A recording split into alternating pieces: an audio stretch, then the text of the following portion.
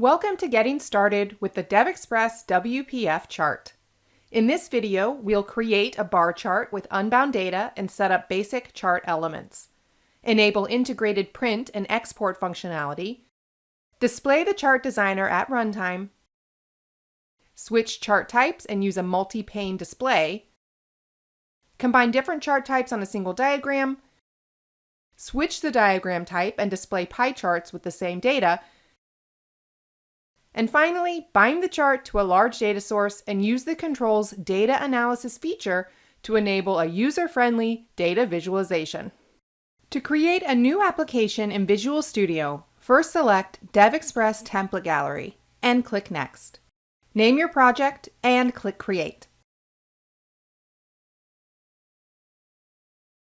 In the gallery, select WPF and then Ribbon Application.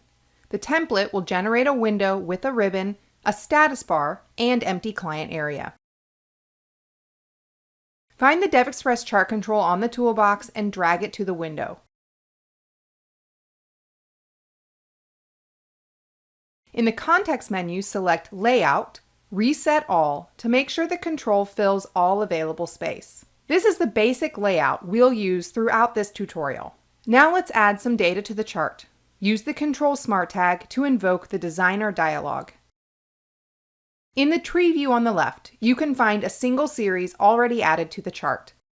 Expand this node and click on Points to see that the point collection is empty. To quickly populate the chart with sample data, let's delete this auto-generated series and add a new one. Once you select a view type, the designer automatically adds a few sample data points. Add one more series in the same manner. Save your changes, and run the app. You'll see your chart with sample data and interactive crosshair and tooltips. The data is of course meaningless, since axes don't display titles or units, and the legend displays default placeholder text for series. Let's close the application and customize the chart so that the numbers make some sense. Once again, run the designer. Select one of the series in the tree view and change its display name to Pessimistic.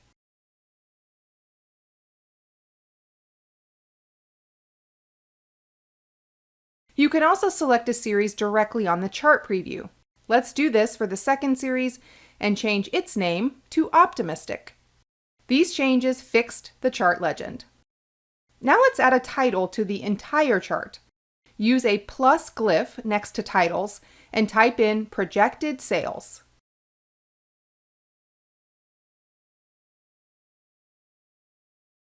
Next, we'll fix the vertical axis. You can click it right on the chart or find it in the tree view to access its settings. Under the title category, specify millions of dollars as the text and check the visible box. If you look at the tooltips now, you'll notice that values still display numbers only. To add units to the tooltip, switch to Series Properties view.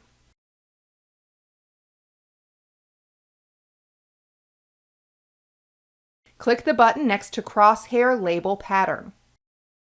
In the dialog, add Values placeholder and then type in the unit.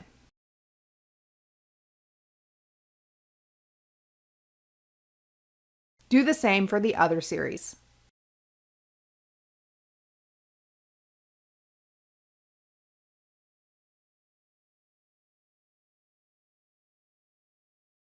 The tooltips look much better now, and only arguments still have no meaning.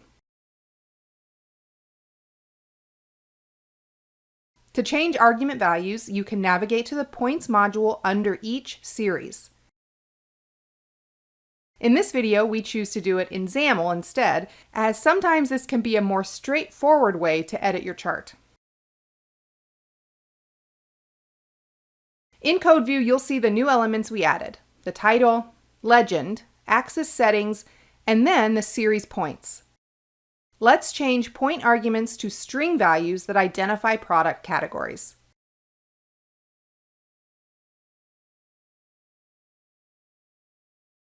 Now, run the application. The chart now compares pessimistic and optimistic sales projections for product categories. Each bar displays values in millions of dollars. Our basic data setup is complete. Now let's change the chart's appearance. Select the chart control and find the palette setting in the Properties window. As you can see, there's a couple dozen predefined color schemes you can use. If we assume you need to match a corporate color palette and none of the predefined schemes work, select the Custom option. You can then expand the palette option and customize the color collection. Let's add 4 colors and assign different shades of orange using the integrated color picker.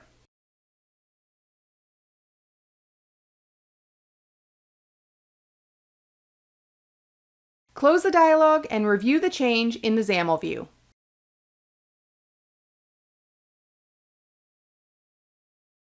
Let's set one more appearance option, Animation Mode. Select Onload from the list of available options, and the chart control will demonstrate the animation effect right away at design time. We're done with the appearance changes for now.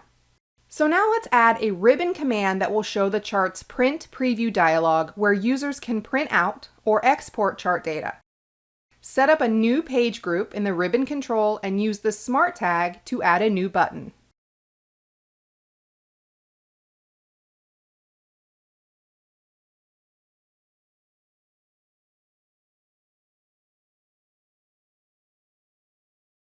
Select a glyph from the DevExpress vector image collection. Set the button's caption,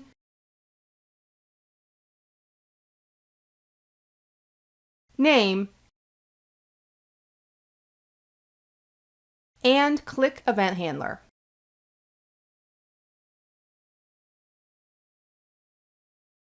Before we go to C# code, set the chart control's name as well. Select the button to return to its XAML declaration, and from there, navigate to the Event Handler code. You'll only need a single showPrintPreview method call in that event handler. And you're ready to run the application. Click the newly added Print Preview command. You'll see that the chart doesn't fit the printed page. Let's correct that by first going to the page setup. Switch the orientation to landscape. Next, use the scale dialog to fit the chart to page width. Note that not only can you print the chart from this dialog, but you can also export it as an image to different formats, including PDF. Of course, you can also notice that nowhere in the printed version can users find exact value information. The chart only displayed these values in tooltips. Let's return to design time and add value labels that are always visible, including on the printed page. Use the designer to access series settings and enable the labels checkbox. To further customize label appearance and location, switch to the Properties tab. Initialize a label settings object and set label position to outside.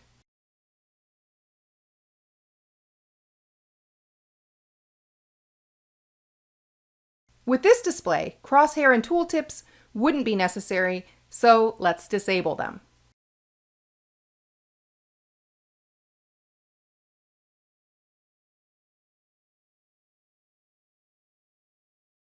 You'll see that the crosshair still works for the other series. You can repeat the same actions in the designer, but we'll use XAML. First, copy the crosshair and label visibility settings.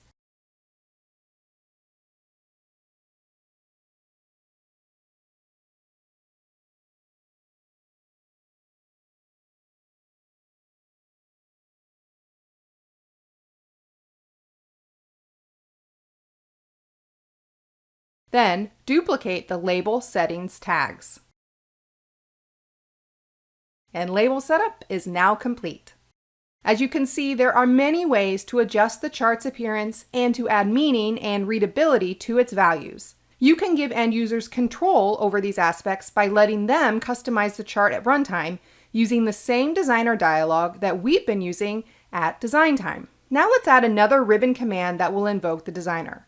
Set up the properties and go to the event handler's code.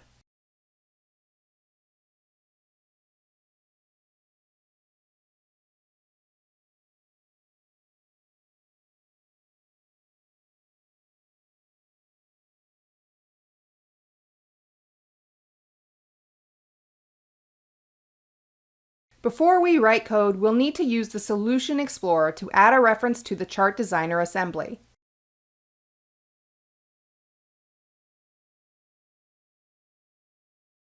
Once it's done, add the designer namespace to the Using section.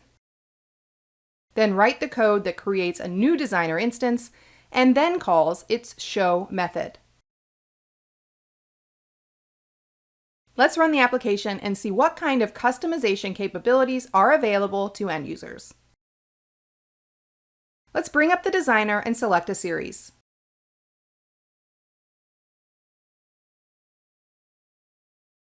Under Properties, locate the Model option and select a different model used to paint value bars. Let's use Flat Glass.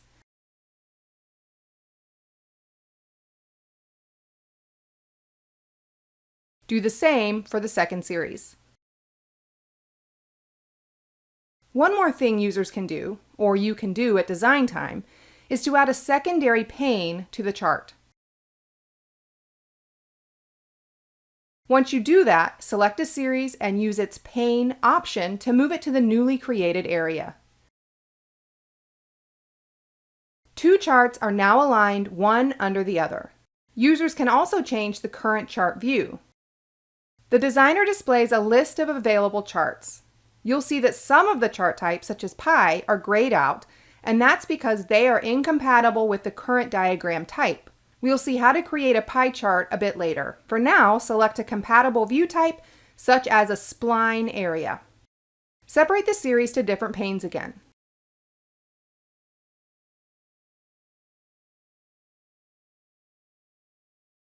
Enable value labels for them. Under Properties, locate the Marker Model option and select $.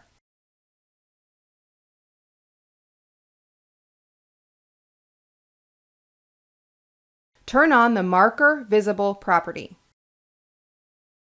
Repeat the same steps for the second series.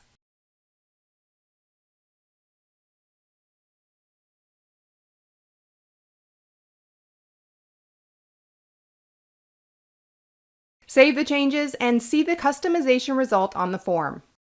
Note that you'll need to write a bit of code if you want to persist the user customized layout between application runs. Look for the Layout Serialization topic in the documentation.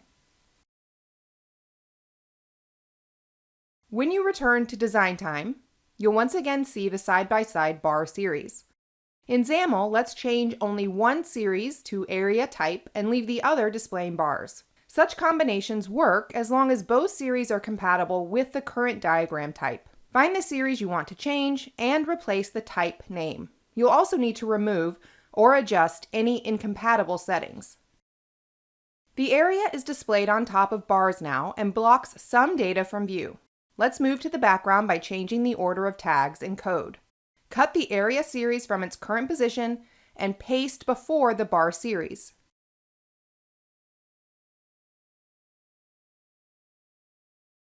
To make sure chart labels don't overlap, change the bar label location to center.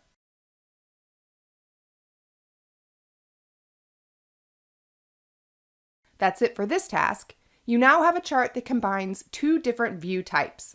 In the next step, we'll show how you can write code to modify chart data at runtime. First of all, add one more command to the ribbon.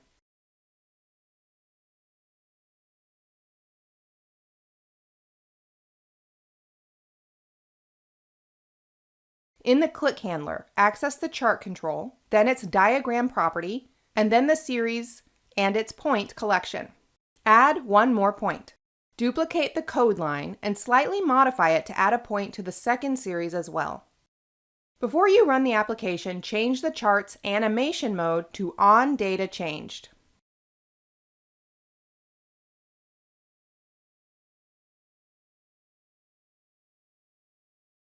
Once the app is running, click the newly added ribbon command and see a point added to both series with an animation effect.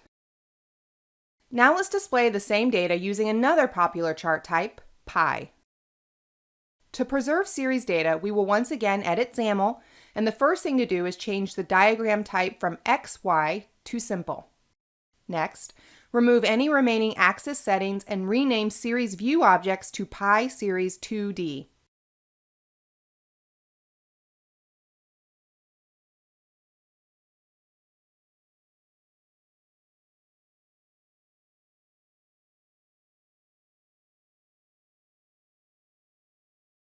Clean up underlined settings and see the two series rendered as pies. You'll notice that two neighboring pie slices are the same color. The reason for that is the custom palette where we added only 4 colors, and each pie now needs to display 5 data points, or segments. Let's go to the custom palette declaration in code and change it to one of the predefined styles. You'll also need to remove all custom colors. The last thing we want to do with pie charts is properly set up series labels and legends to make sure end users can make sense of the data. Run the designer.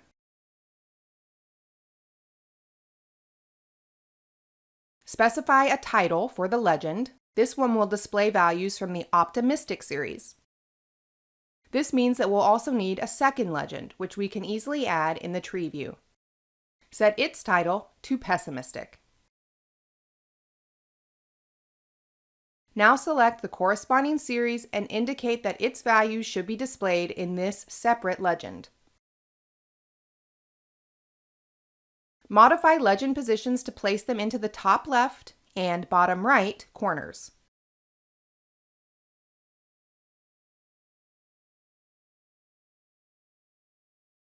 Select a series and locate the Legend Text Pattern property.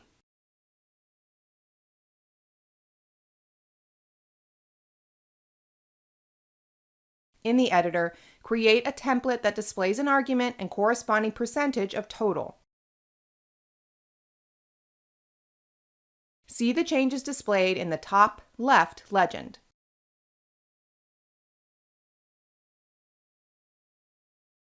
In label settings, find a similar text pattern property. This time, let's use an argument and the corresponding absolute value.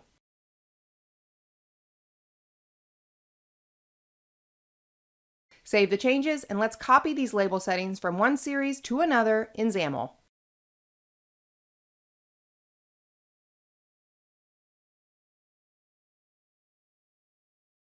First, locate and duplicate legend label settings.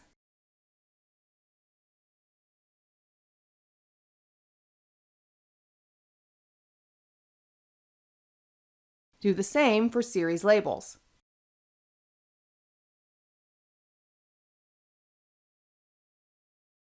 Run the application to see the pie charts with all their customizations. Note that you can still press the Add Data button to add a data point. The code we wrote didn't have any dependencies on diagram type or series view type. In the final part of this video, we'll start from scratch and we'll show 2 more things. First, we'll bind the chart to a data source. Then we'll show some of the data analysis features that allow you to provide a user-friendly display for large data sets. In XAML, let's remove all code from inside the chart control tags. In the SQL Server Object Explorer, you'll find the Northwind database. You can easily find it on the internet if you don't have it installed. Let's create a new view using a command in the context menu. In this database, the custom view has already been created, and you can see the select statement that was used.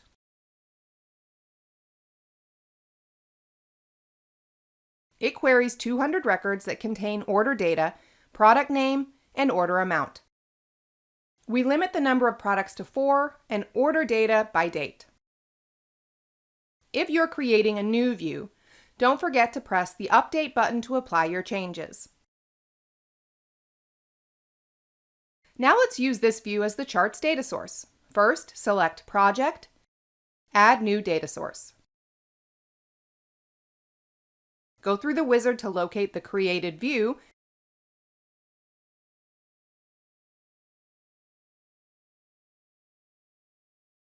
and click Finish.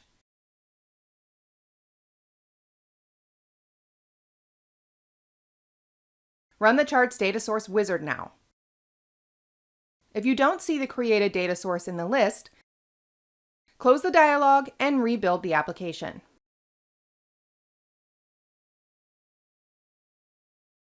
Return to the wizard and bind the chart to the data source using the Simple Binding option.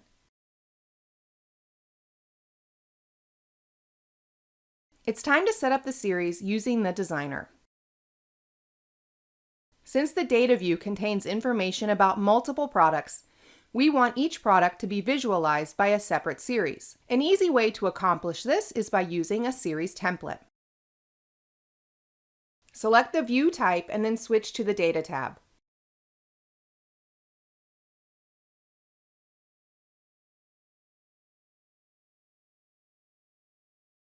Drag the product name to the label that says Series. Drop the order date onto Argument. Finally, move Amount to Value. Let's save the changes and run the application. With that many points, animation takes a long time, so it's best to disable it for the next runs.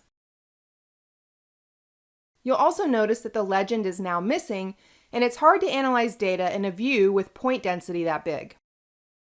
We'll look at different ways of making this display user-friendly. First, remove the animation mode attribute in XAML. Then, invoke the designer, add a new legend to the chart, and check that the series template has the Show in Legend option enabled. Finally, open the pane settings and enable scroll bar for both axes.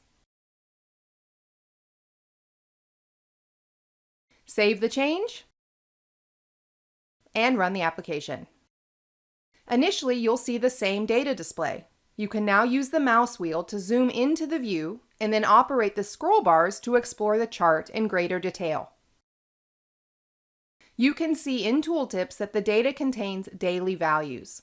We can make the chart more compact and readable by aggregating data into monthly summaries.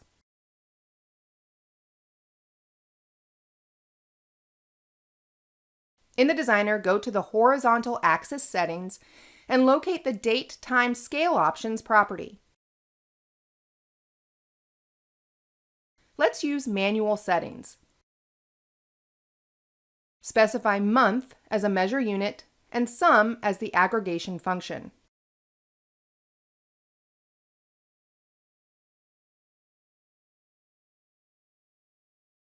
In pane settings, you can now disable the horizontal scroll bar. Save the changes and run the project. The updated view with fewer bars is much easier to analyze. Still, because a few bars are so high, some lower bars become nearly invisible and are hard to compare. Let's change this by introducing scale breaks.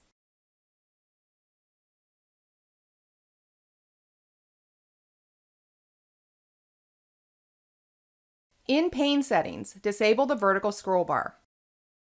Move the legend to the left so that it doesn't block the highest bars.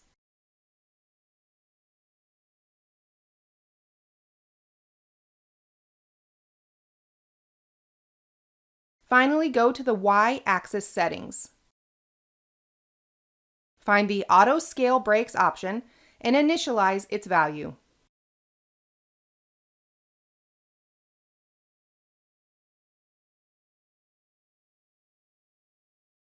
Find the corresponding tags in XAML and set Enabled Attribute to True,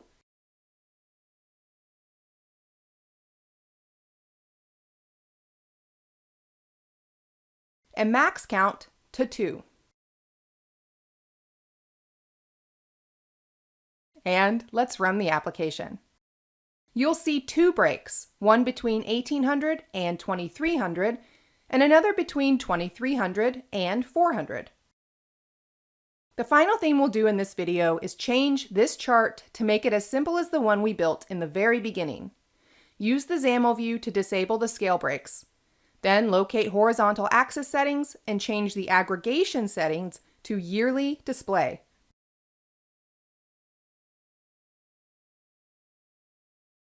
Let's run the application one last time to see a very simple view that shows yearly sales data for 4 products we selected. And that's it for this video. To learn more about this topic, make sure to check out the links available in the description. You can also learn more about our WPF controls by watching other videos from this playlist or visiting the documentation on our website. Don't forget to subscribe to our channel and ring the bell to get notified whenever we release new content.